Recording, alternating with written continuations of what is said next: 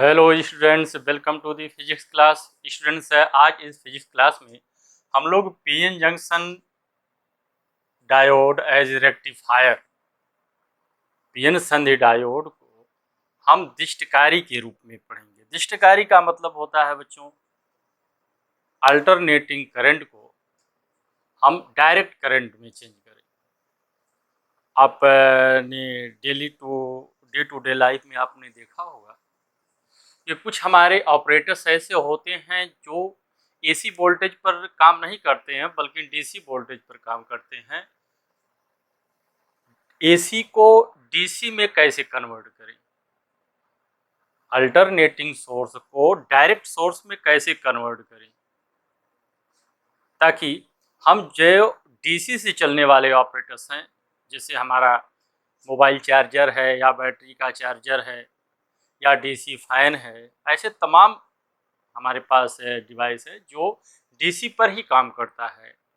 इसके लिए हमको आवश्यकता होती है कि हम एसी सोर्स को जो है डीसी सोर्स में कन्वर्ट करें।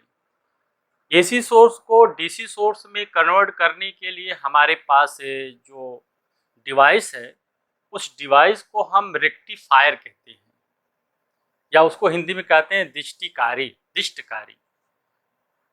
रेक्टिलिनियर आप जानते हैं, एक सरल रेखा, उसी तरह से है रेक्टिफायर बना हुआ है, एक सीधी रेखा में चले, मीनिंग दैट अल्टरनेटिंग सोर्स को आप जानते हो कि ये अल्टरनेटिंग सोर्स आपका साइन फार में होता है, इस तरह से होता है, और इसी को आप कहते हो एसी। और जो डीसी सोर्स होता है वो एक आपका डायरेक्ट होता है, ये हो गया आपका डीसी। एसी को हम डीसी में कैसे कन्वर्ट करें, इस कन्वर्जन के लिए जो हमारे पास डिवाइस है वो होता है रेक्टिफायर। इसको हम बोलते हैं रेक्टिफायर, मीनिंग दैट रेक्टिफायर आपका क्या है, रेक्टिफायर के लिए हम क्या लिखेंगे,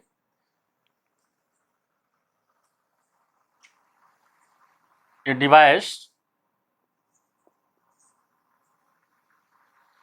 device converting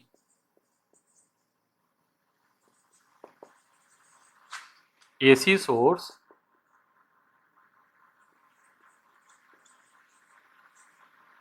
into DC source is called rectifier। एक ऐसी युक्त जो अल्टरनेटिंग सोर्स का मतलब है हमारा अल्टरनेटिंग करंट भी हो सकता है, अल्टरनेटिंग वोल्टेज भी हो सकता है, जो एसी सोर्स को है डीसी सोर्स में कन्वर्ट कर दे। ऐसी युक्ति जो एसी सोर्स को डीसी सोर्स में कन्वर्ट कर दे, उसको हम कहते हैं रेक्टिफायर, या हिंदी में उसको कहते हैं दिष्टकारी। इसको हम हिंदी में कहेंगे दिष्टकारी। और जो प्रोसेस है, जो हम प्रोसेस को अपनाते हैं, उस प्रोसेस को कहते हैं रेक्टिफिकेशन या दिष्टीकरण। लिखेंगे, आगे लिख लेंगे इसको भी। A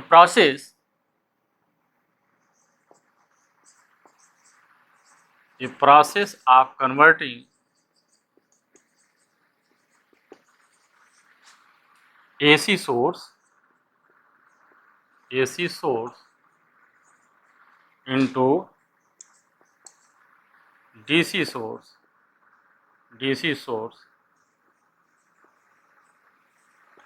is called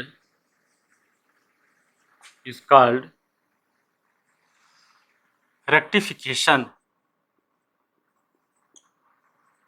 इसको बोलते हैं रेक्टिफिकेशन। स्टूडेंट्स, हम जो रेक्टिफायर के रूप में इस्तेमाल करने वाले हैं या आज जो अध्ययन करने वाले हैं वह है पीएन जंक्शन डायोड। पीएन संधि डायोड को हम दिष्टकारी के रूप में कैसे उपयोग करें, पीएन जंक्शन डायोड को एज रेक्टिफायर में हम कैसे उपयोग करेंगे। रेक्टिफायर का मतलब एसी सोर्स को डीसी सोर्स में कन्वर्ट करना, एसी सोर्स को डीसी सोर्स में कन्वर्ट करना, और जो डिवाइस इसका इस्तेमाल किया जाता है इसको कन्वर्ट करने के लिए, उसको कौन सा डिवाइस इस्तेमाल किया जाता है, उसको हम बोलते हैं रेक्टिफायर। उसको बोलते हैं रेक्टिफायर। रेक्टिफायर में क्या इस्तेमाल करते हैं? PN junction diode. यहाँ जो हमको पढ़ना है पीएन जंक्शन डायोड पढ़ना है। इसके पहले हम इसका भी इस्तेमाल करते थे, पीएन जंक्शन डायोड, या यूँ कहिए कि सेमीकंडक्टर का जब इन्वेंशन नहीं हुआ था तो इससे पहले हम लोग डायोड वाल्व का इस्तेमाल करते थे। लेकिन जैसे ही सेमीकंडक्टर का इन्वेंशन हुआ, इसके बारे में बहुत अधिक हमारी जानकारी बढ़ी, हमने नया नया ऑपरेटर्स बनाया, तो उस समय हम अब जो इस्तेमाल करते हैं पीएन जंक्शन डायोड का इस्तेमाल करते हैं। पीएन जंक्शन डायोड का इस्तेमाल कैसे करते हैं, इसका सिद्धांत क्या है, इसके बारे में आप देखें। इसको अगर आप लिख चुके हों तो ये सिंपल है। क्या है कि रेक्टिफायर या रेक्टिफिकेशन क्या है? ये process converting AC source into DC source is called rectification, and ये device converting AC source into DC source is called rectifier। आइए अब हम देखते हैं PN junction diode as a rectifier. PN junction diode को हम रेक्टिफायर के रूप में कैसे इस्तेमाल करते हैं? पीएन जंक्शन डायोड के बारे में इसके पहले वाले लेक्चर में आप लोगों ने पढ़ा होगा कि पीएन संधि जो होती है, पीएन जंक्शन डायोड जो होता है, ये फॉरवर्ड बायस में बहुत ही अल्प मात्रा में या बहुत ही कम प्रतिरोध ऑफर करता है। यानी जब ये फॉरवर्ड बायस में होता है तो अपने अंदर से होकर विद्युत धारा को प्रवाहित होने देता है। जैसे ये, अगर ये मैं आपका ये सिंबल जान ही रहे हैं जंक्शन डायोड का है, अगर ये प्लस है यहाँ लगा दिया जाए, यहाँ निगेटिव लगा दिया, तो ये आपका होगा फॉरवर्ड बायस, ये आपका हो गया फॉरवर्ड बायस। और ये अगर इसको हम रिवर्स कर दें, यहाँ पर निगेटिव लगा दें, इधर पॉजिटिव लगा दें, तो ये हो जाएगा आपका रिवर्स बायस। ये आपका हो जाएगा रिवर्स बायस। पॉजिटिव निगेटिव का ये भी हो सकता है कि इस पर वोल्टेज अधिक हो, इस पर वोल्टेज कम है, तब भी फॉरवर्ड बनेगा। इस पर वोल्टेज कम और इस पर वोल्टेज अधिक है, तब भी ये रिवर्स बायस बनेगा। जब ये फॉरवर्ड बायस में होता है तो वेरी लो रेजिस्टेंस ऑफर करता है, वेरी लो रेजिस्टेंस। और ये जब रिवर्स में होता है तो वेरी हाई रेजिस्टेंस ऑफर करता है, वेरी हाई रेजिस्टेंस ऑफर करता है।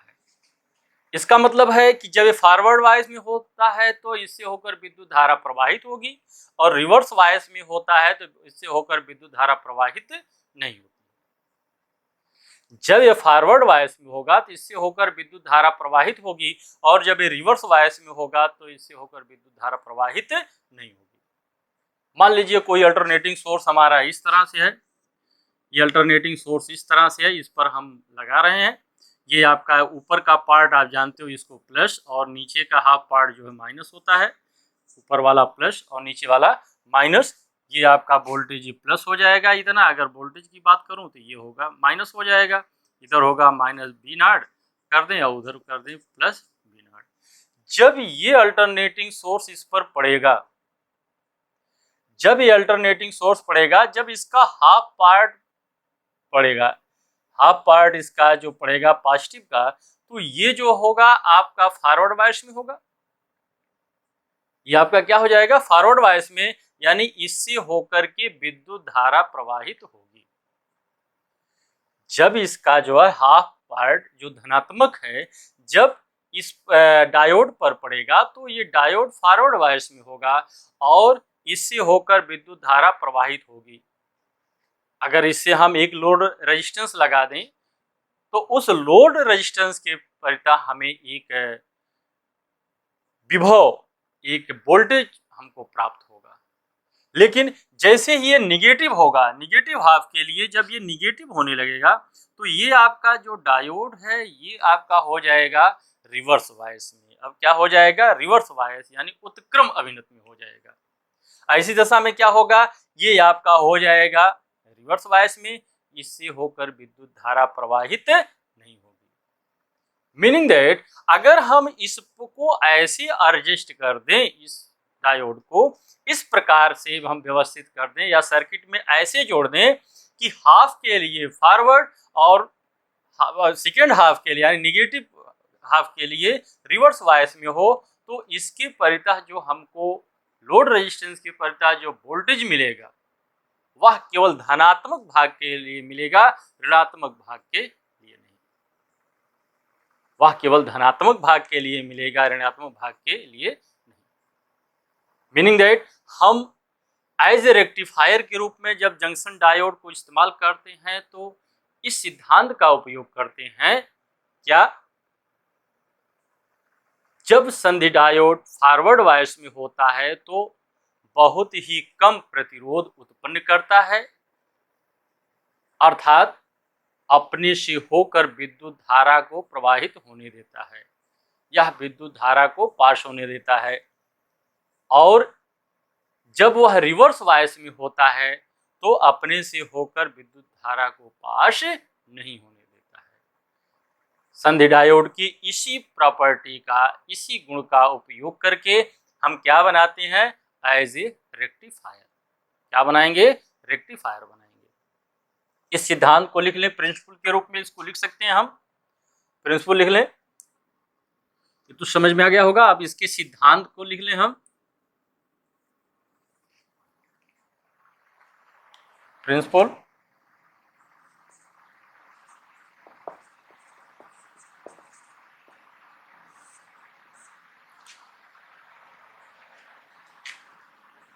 when PN junction diode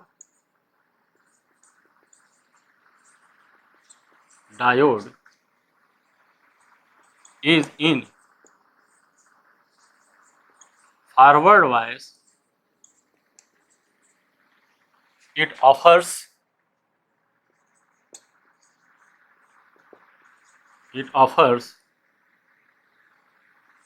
a very low resistance,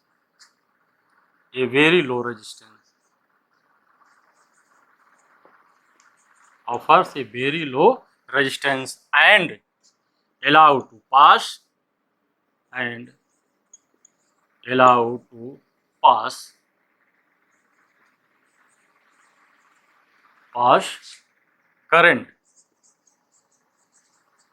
through it. Allowed to pass current through it, but when it is in reverse bias,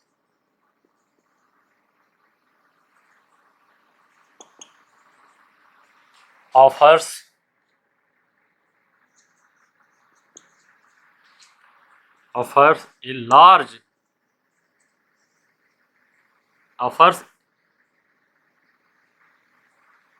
very high resistance,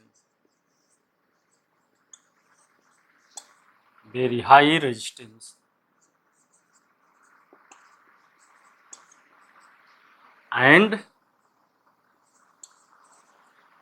does not allow to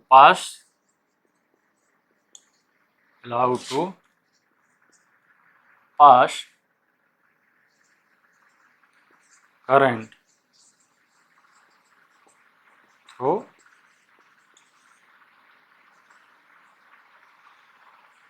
it.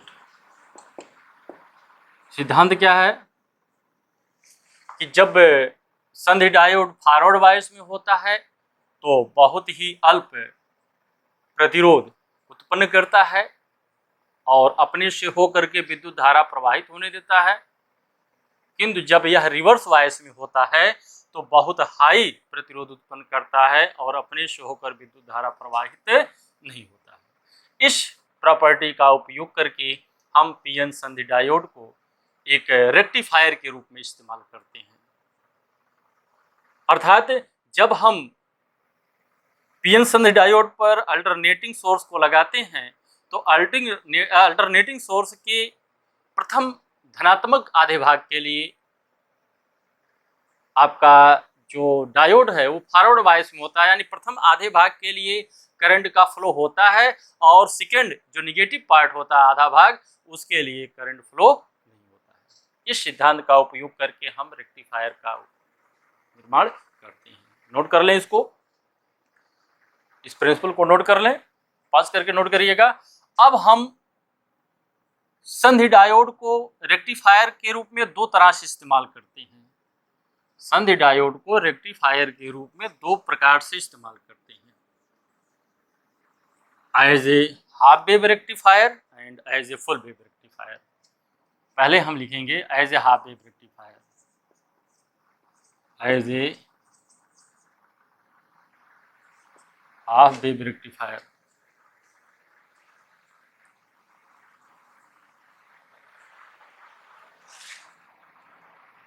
पहला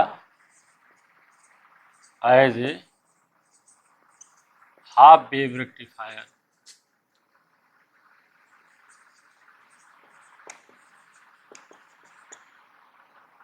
अर्ध तरंग दिष्टकारी के रूप में। As a half wave rectifier आधी तरंग का हम दिष्टीकरण करेंगे, इसमें आधी तरंग का दिष्टीकरण करेंगे। क्या क्या होगा, एक तो हम संधि डायोड ले लेंगे, जंक्शन डायोड ले लेंगे, एक ट्रांसफार्मर जो स्टेप डाउन टाइप का होगा उसको ले लेंगे, और एक लोड रेजिस्टेंस। यानी क्या क्या लेंगे इसमें, एक जंक्शन डायोड, एक ट्रांसफार्मर और एक लोड रेजिस्टेंस। इसको कैसे हम जोड़ेंगे, सबसे पहले तो हम एक ट्रांसफार्मर बना लें। ये आपका ट्रांसफार्मर की प्राइमरी कॉइल, ये हमारे आपके ट्रांसफार्मर की प्राइमरी कॉइल है। इसको हम इस तरह से दो लाइन भी खींच देते हैं इसमें, और यहाँ पर जो है एक सेकेंडरी कॉइल इसको बना दें, स्टेप डाउन टाइप का बना दें, और यहाँ पर हम जंक्शन डायोड को जोड़ देते हैं, और इसका दूसरा पार्ट जो होगा कॉइल का, इससे होकर के हम लोड रेजिस्टेंस को जोड़ देंगे, जहाँ से होकर के हमको वोल्टेज डीसी वोल्टेज प्राप्त होगा। ये हमारा हो गया RL, ये होगा हमारा RL, और ये डायोड को लिख दें D से, और ये आपकी प्राइमरी कॉइल है और ये सेकेंडरी कॉइल है, और यहाँ पर हम अल्टरनेटिंग सोर्स जोड़ दें। यहाँ पर हम क्या जोड़ दें, अल्टरनेटिंग सोर्स जोड़ दें। अल्टरनेटिंग सोर्स का जो हमारा जो है वेव फॉर्म होगा इस तरह से होगा।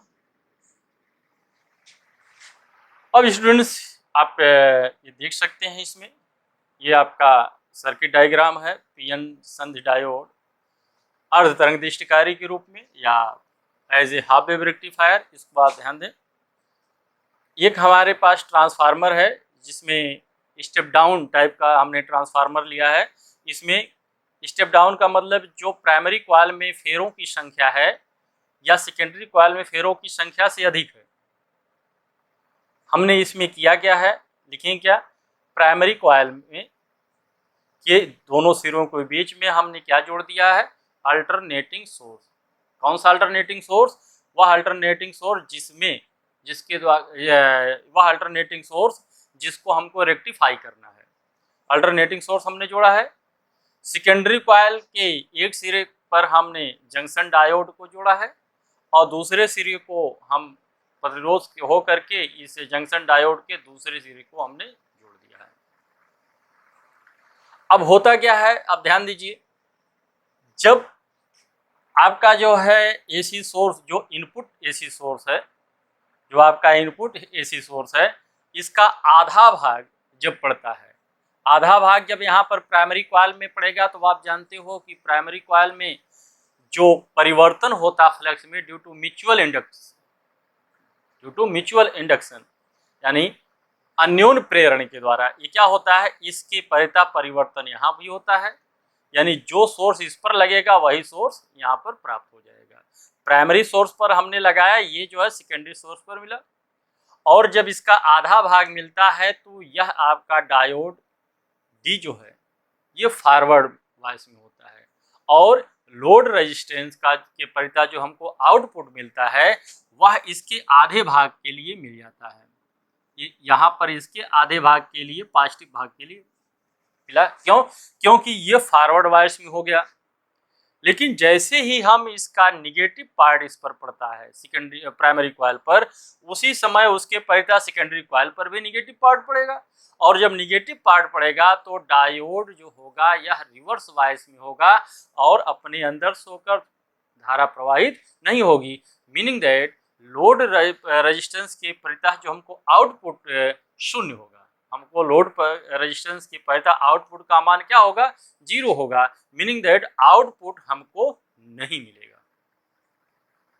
पुनः जैसे ही इसका पॉजिटिव पार्ट मिलेगा, ये आपका जो फॉरवर्ड वाइस में होगा और इसके परिता हमको क्या मिलेगा? आउटपुट मिलेगा। मीनिंग दैट ये आपका ये पार्ट नहीं मिलेगा, उसके बाद ये पार्ट इस तरह से मिलेगा। अब देखिए कि इसके आधे भाग को रेक्टिफाई कर रहा है, इसलिए इसको हम कहते हैं half wave rectifier. As a half wave rectifier इसको बोलते हैं। इसको क्या बोलते हैं? As a half wave rectifier. अगर इसका हम वेव बनाना चाहें तो इस तरह से बना सकते हैं। वेव फॉर्म में ये हमारा आउटपुट इनपुट होगा, ये है हमारा इनपुट सोर्स,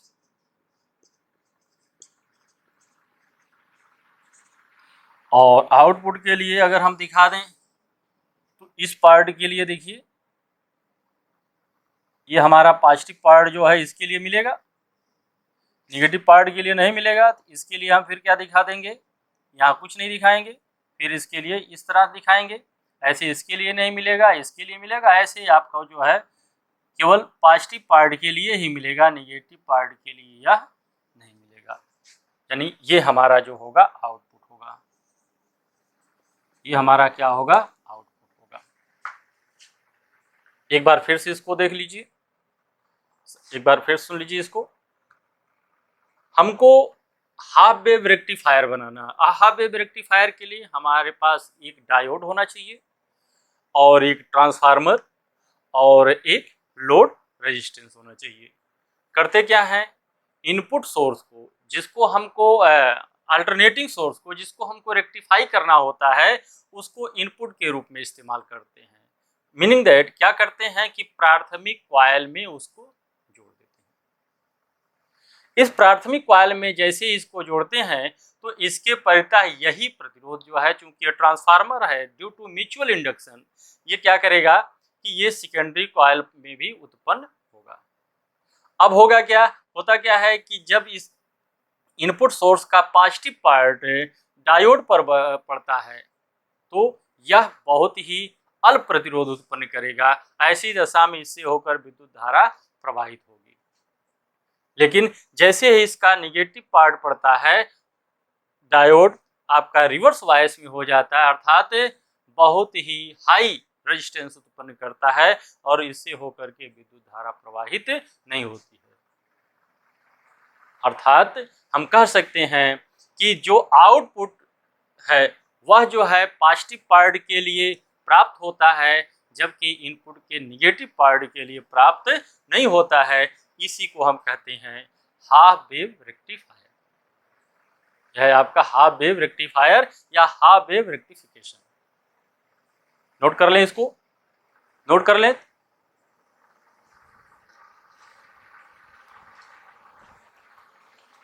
नोट कर लिया? इसको पॉज करके नोट करिएगा। अब इसके बाद हम लोग देखेंगे, इसको आप लिख लीजिएगा।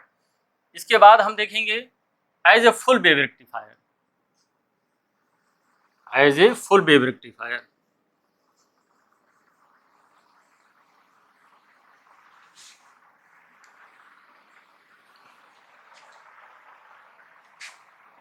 दूसरा इसका है as a full wave rectifier.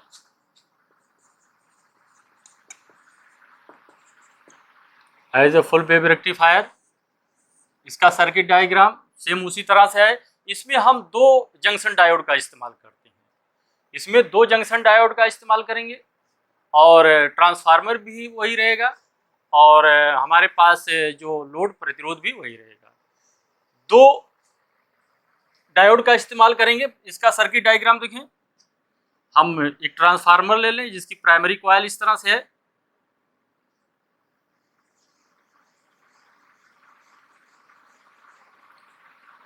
ये आपके ट्रांसफार्मर की प्राइमरी कॉइल और ये 2 लाइन हम बना दें जो हमें म्यूचुअल इंडक्टेंस को बताता है और इसमें ये आपकी सेकेंडरी कॉइल है।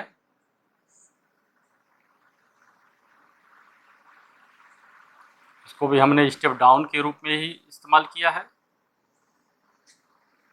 और ये दोनों बराबर बना लें।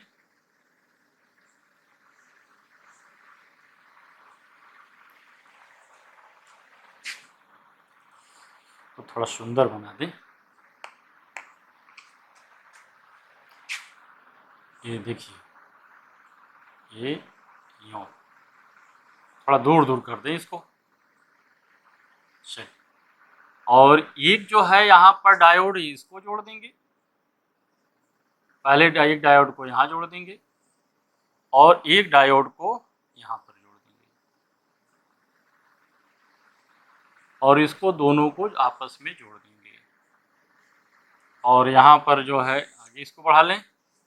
एक वायर लेकर के इस सेकेंडरी कॉइल के सेंट्रल टाइप, इसके सेंटर से, इसके मध्य बिंदु से जो है एक पॉइंट निकाल लेते हैं और इसको यहाँ पर क्या करते हैं, हम जोड़ देते हैं आगे लोड रेजिस्टेंस के परिता इसको जोड़ देते हैं। यहाँ लोड रेजिस्टेंस जहाँ पर हमको रेक्टिफाई वोल्टेज को प्राप्त करना है, यहाँ पर लगा देते हैं। ये हमारा हो गया RL, लोड रेजिस्टेंस हो गया और ये हमारा हो गया D1 और ये हो गया D2। इसमें धारा कैसे बहेगी, इस तरह से जाएगी जैसे वहाँ बह रही थी, इस तरह से धारा, और ऐसे इसमें भी धारा इसी दिशा में बहेगी।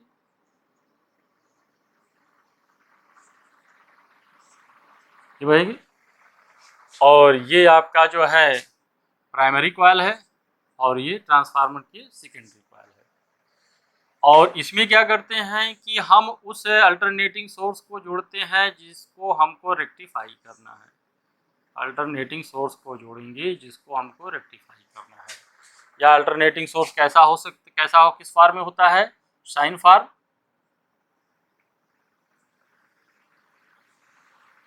ये कैसा होगा, इस तरह से होगा अल्टरनेटिंग सोर्स। और यहाँ पर जो हमको लोड मिलेगा, जो आउटपुट मिलेगा हमको, ये इस तरह से मिलेगा।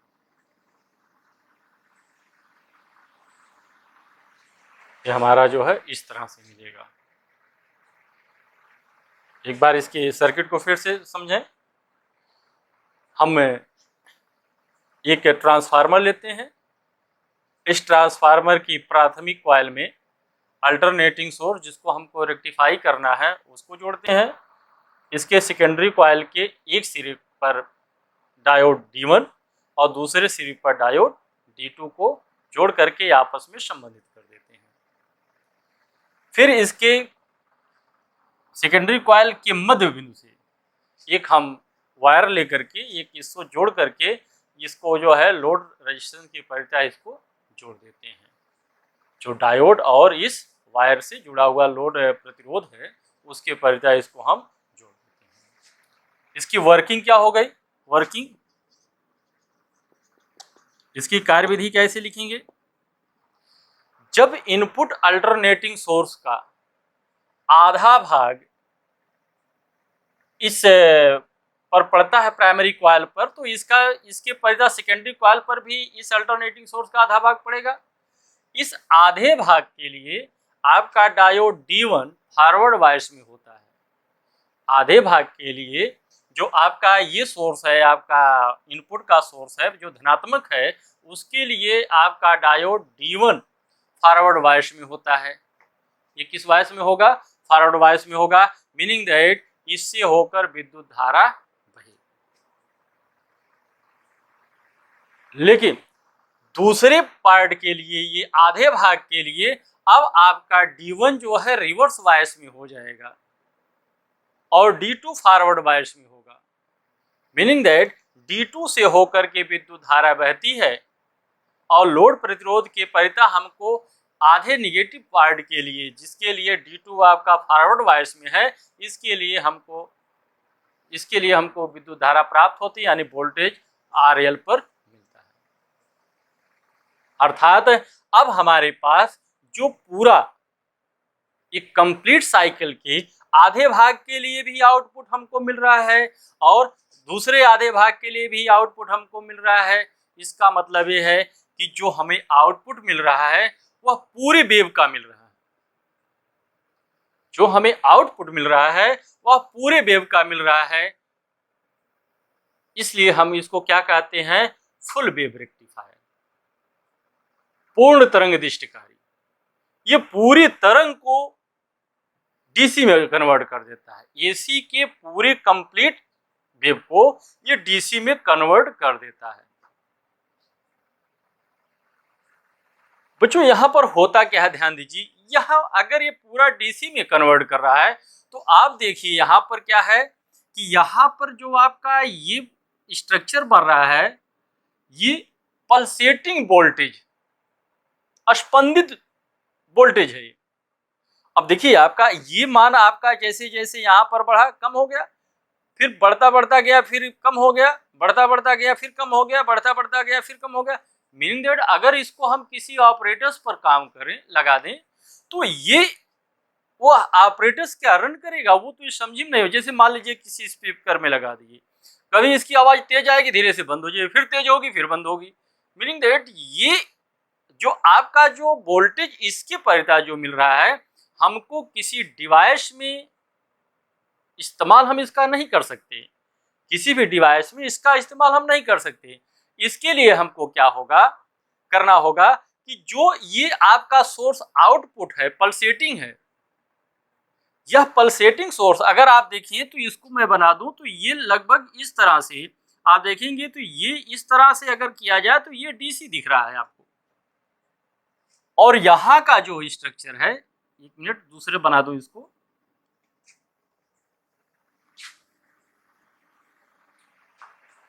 ये आपका इस तरह से था,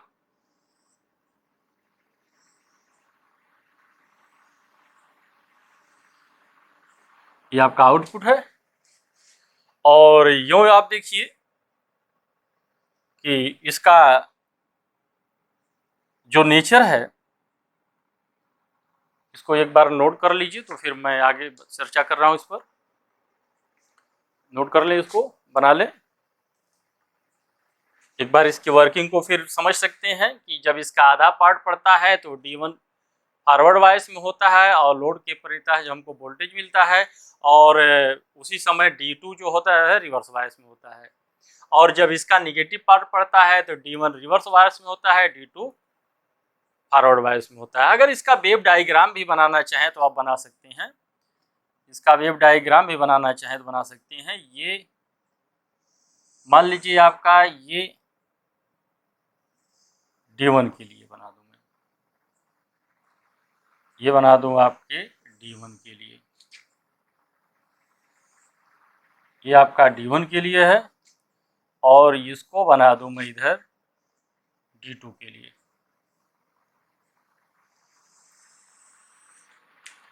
इसको मैं बना दूं, इसको इधर से शुरू कर दूं।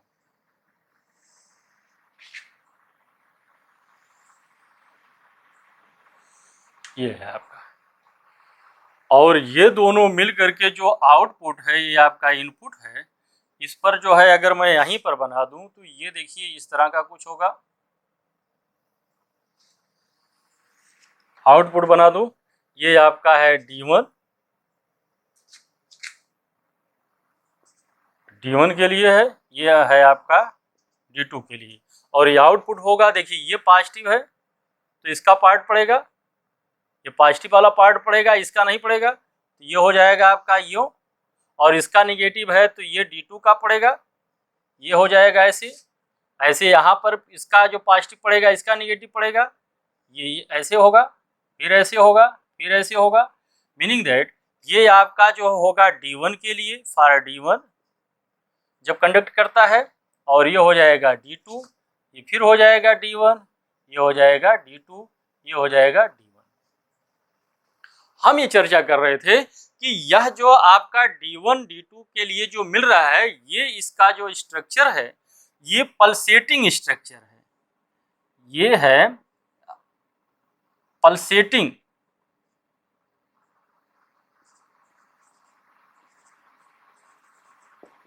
Pulsating voltage across load resistance RL। ये पल्सेटिंग वोल्टेज है, लोड रेजिस्टेंस RL के पड़ता है। इस पल्सेटिंग वोल्टेज को हम किसी भी डीसी डिवाइस में इसका उपयोग नहीं कर सकते हैं, क्योंकि जो यह वोल्टेज है, यह वोल्टेज डीसी करंट तथा भिन्न भिन्न डिफरेंट हार्मोनिक फ्रीक्वेंसी के एसी सोर्स इस पर सुपरिम्पोज है। जो इस आपका पल्सेटिंग वोल्टेज है, ये आप देखिए, यह वोल्टेज क्या है, ये वोल्टेज तो आपका डीसी है। देखो ये स्ट्रक्चर इस तरह से है, इस तरह से। अगर इसको मैं दिखाऊं तो ये आपका डीसी मिल रहा है, इतने करीब देखो, ये आपका डीसी मिल रहा है, ये आपका डीसी मिल रहा है, और इस डीसी के ऊपर एसी सुपरपोज कर रहा है। इस डीसी के ऊपर एसी सुपरपोज कर रहा है, और इसकी फ्रीक्वेंसी क्या है, भिन्न भिन्न डिफरेंट हार्मोनिक फ्रीक्वेंसी है। इसको इस जो पल्सेटिंग वोल्टेज है, इसमें से डीसी वोल्टेज को हमको एलिमिनेट करना है। जो हमारे पास डीसी वोल्टेज है, पल्सेटिंग वोल्टेज है, इस पल्सेटिंग वोल्टेज से हमको डीसी को एलिमिनेट करना है। और इस एलिमिनेशन के लिए जिस डिवाइस का हम उपयोग करते हैं उसको कहते हैं फिल्टर सर्किट। इस डिवाइस के लिए, इस एलिमिनेशन के लिए जिस सर्किट डिवाइस का उपयोग करते हैं उसको हम कहते हैं फिल्टर सर्किट। थोड़ा सा इसको नोट कर लें, उसके बाद मैं आपको फिल्टर सर्किट पढ़ा रहा हूं। एक बार फिल्टर सर्किट के बारे में चर्चा हो जाए, 2 मिनट मिटा दें इसको। चलिए आप पास करके नोट करिएगा, इसको बनाइएगा। अब उसके बाद हम पढ़ेंगे filter circuit.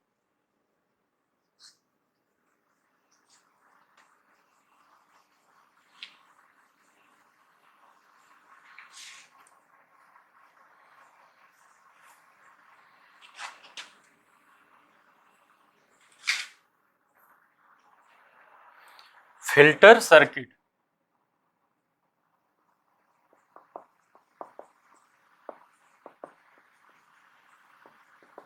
Filter circuit filter circuit क्या होता है, आप लिख सकते हैं, 2 लाइन इसको लिख लें। एज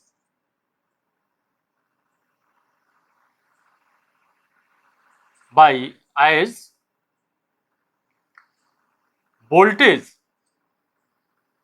या DC voltage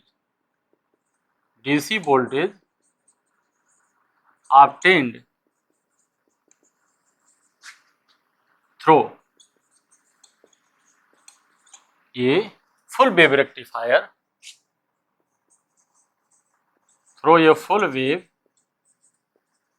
rectifier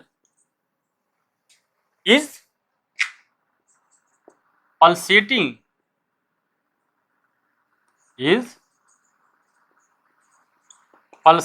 in nature,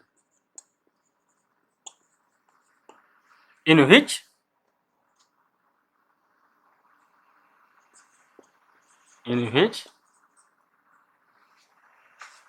DC voltage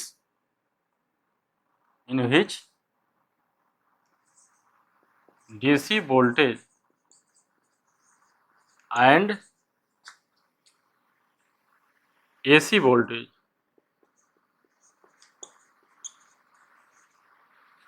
with different harmonic frequencies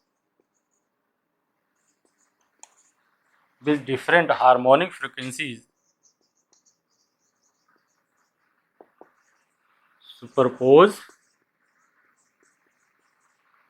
each other.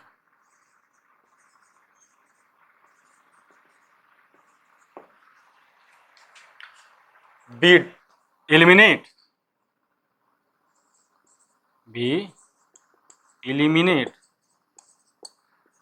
DC voltage or current.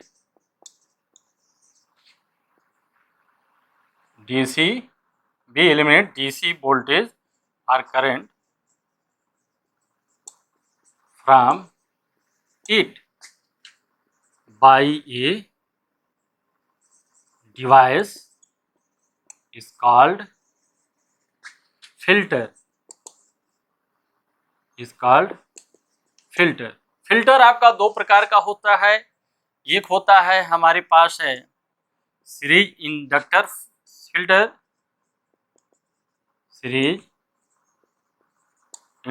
Filter, और दूसरा हमारे पास होता है शंट कैपेसिटर।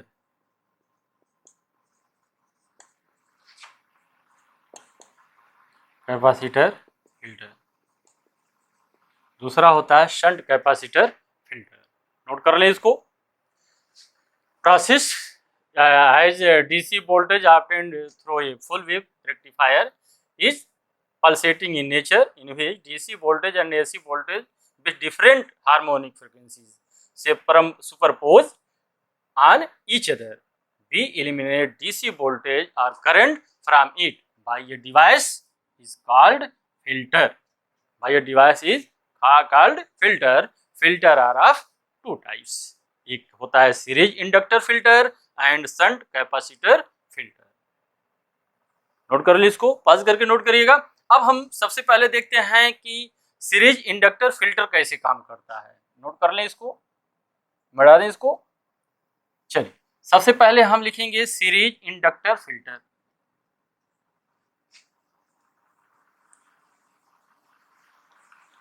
सबसे पहले लिखेंगे series inductor filter. Series inductor filter. Inductance लगा देंगे। चलिए, हम पहले तो फुल वेव रेक्टिफायर का सर्किट बना लें।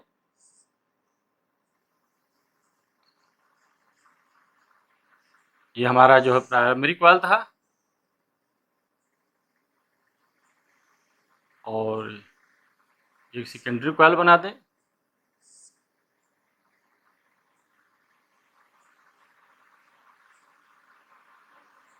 ये था, और यहाँ पर हमने जोड़ रखा था एक डायोड D1 यहाँ पर, और एक डायोड D2 यहाँ पर हमने जोड़ रखा था। ये हमारा था D1 और ये था हमारा D2, और इसको हम एक दूसरे से कनेक्ट कर दिए थे। क्यों कनेक्ट किए थे? क्योंकि एक जब फॉरवर्ड वाइस में होता था तो दूसरा रिवर्स वाइस में होता था, और इसके मध्य बिंदु पॉइंट से जो है एक वायर निकाल करके इसकी परिता जो है हम क्या लगा देते थे, यहाँ पर लोड रेजिस्टेंस लगा देते थे। यहाँ पर लगा दिए थे लोड रेजिस्टेंस, जिसमें से होकर के हम आउटपुट प्राप्त करते थे। यहाँ पर इनपुट हम एसी सोर्स को लगाते थे, यहाँ पर इनपुट जो लगाते थे हम एसी सोर्स लगाते थे। ये, या इसको हम चाहें तो इस तरह से बना लें, इनपुट सोर्स।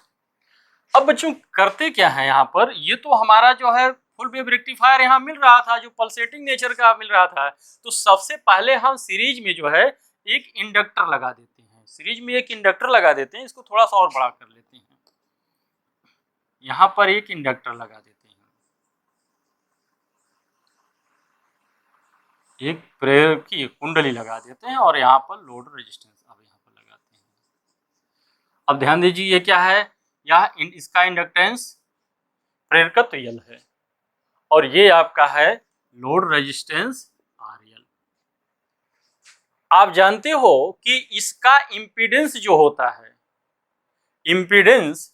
इसका इम्पीडेंस जो होता है, जिसको हम प्रतिबाधा कहते हैं,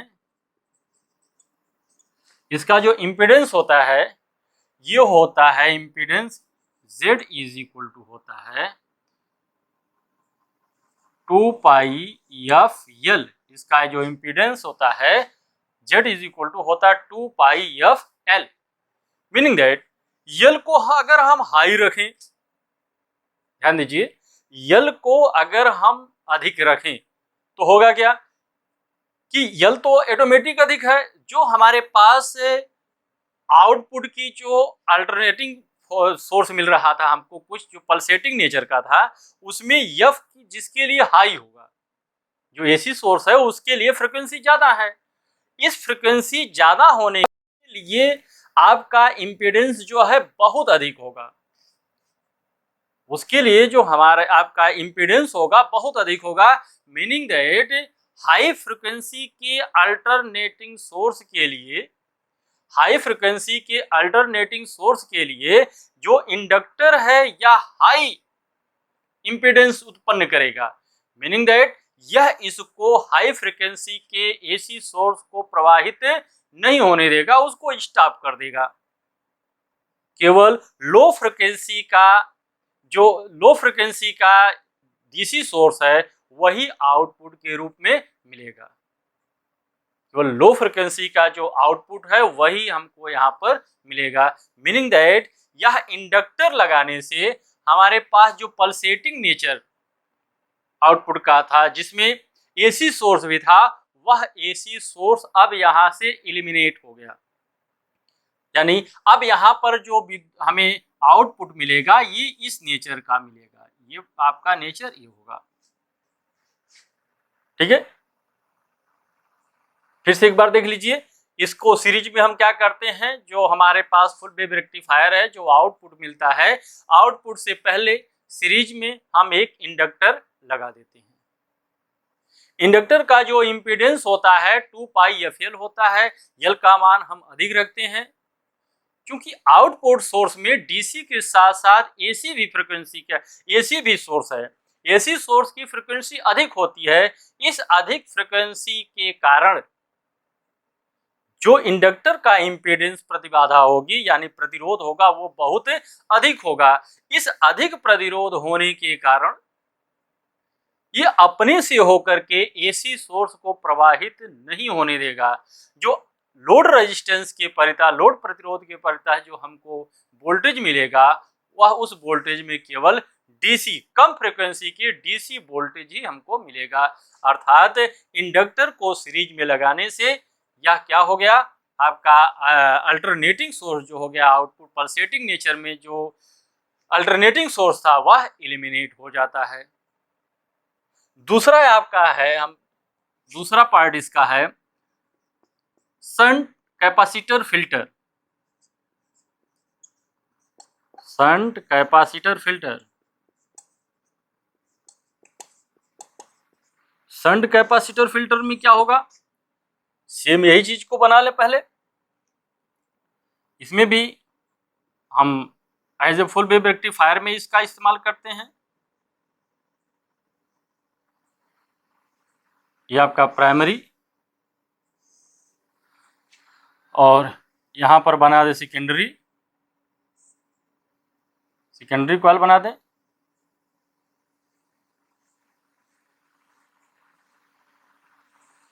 यहाँ पर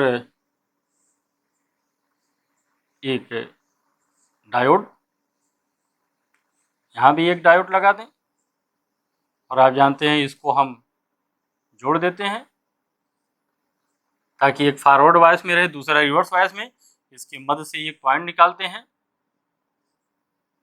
और यहाँ पर क्या करते थे, हम एक लोड प्रतिरोध को जोड़ देते थे, RL यहाँ पर जोड़ देते थे और ये RL के थ्रू हमको आउटपुट मिलता था। ठीक, अब इसमें क्या करेंगे, यहाँ पर हम अल्टरनेटिंग सोर्स लगा दें।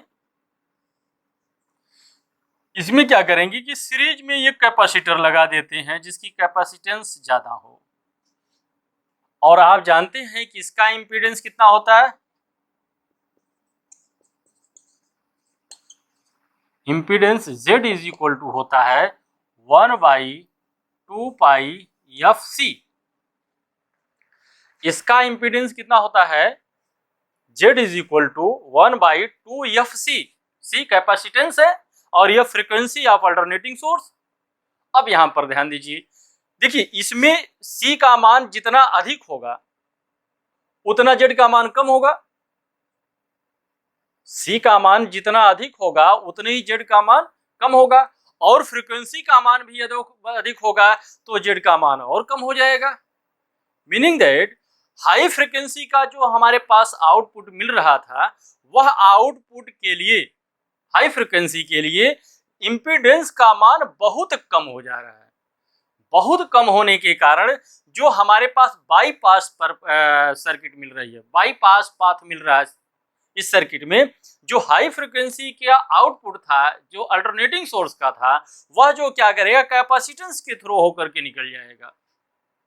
लेकिन अगर जो डीसी वोल्टेज हमारे पास, जिसके लिए फ्रीक्वेंसी का मान कम है, उसके लिए ये क्या करेगा, हाई रेजिस्टेंस प्रोवाइड करेगा, हाई इंपीडेंस प्रोवाइड करेगा, ये जो है आरएल के थ्रू मिलेगा। जो अगर हमारे पास, आप ध्यान दीजिए, यहां पर इंपीडेंस Z बराबर होता है 1/2 पाई एफ सी। फ्रीक्वेंसी और C का मान अगर दोनों अधिक है, फ्रीक्वेंसी और C का मान दोनों अधिक है, तो उसके लिए Z का मान कम होगा, विद्युत धारा वह वोल्टेज या करंट इधर से आ जाएगी, बाईपास मार्ग अपना लेगा। लेकिन कम अगर है F का मान, तो उसके लिए ये, इसके लिए जो इंपीडेंस अधिक होगा तो इधर से धारा ना आकर के लोड रेजिस्टेंस के थ्रू प्राप्त होगी। मीनिंग दैट जो आउटपुट वोल्टेज में जो पल्सेटिंग नेचर था हमारे पास, वह जो क्या हुआ, इस बाईपास से शंट कैपेसिटर से क्या हुआ, यह एलिमिनेट हो गया। क्यों? क्योंकि जो आउटपुट सोर्स में अल्टरनेटिंग सोर्स जिसकी हाई फ्रीक्वेंसी थी, उसके लिए कैपेसिटर एक बाईपास बना देता है और इधर से निकल जाती है, जबकि डीसी सोर्स जिसकी फ्रीक्वेंसी कम है, वह जो है लो हाई इंपीडेंस प्रोवाइड करने के कारण यह लोड रेजिस्टेंस के प्रति प्राप्त होती है। मीनिंग दैट लोड रेजिस्टेंस के परिता हमको जो है केवल डीसी सोर्स ही मिलता है, जिसकी फ्रीक्वेंसी बहुत कम है। स्टूडेंट्स, इस तरह से आप देख रहे हैं कि सीरीज सर्किट, आपका फिल्टर सर्किट जो है दो प्रकार की है, एक सीरीज इंडक्टर फिल्टर है और दूसरा शंट कैपेसिटर फिल्टर। इस फिल्टर का उपयोग करके अब हम अल्टरनेटिंग सोर्स को पूरी तरह से डीसी में कन्वर्ट कर लिए हैं। आज के लेक्चर में बस इतना ही। अगले लेक्चर में हम लोग इसके आगे वाला टॉपिक जो है, जिसमें इसमें के आगे जैसे जीनर डायोड है, आपका एलईडी लाइट इमिटिंग डायोड है, सोलर सेल है, इसके बारे में हम लोग चर्चा करेंगे। तब तक आप लोग अध्ययन करते रहिए। Best of luck.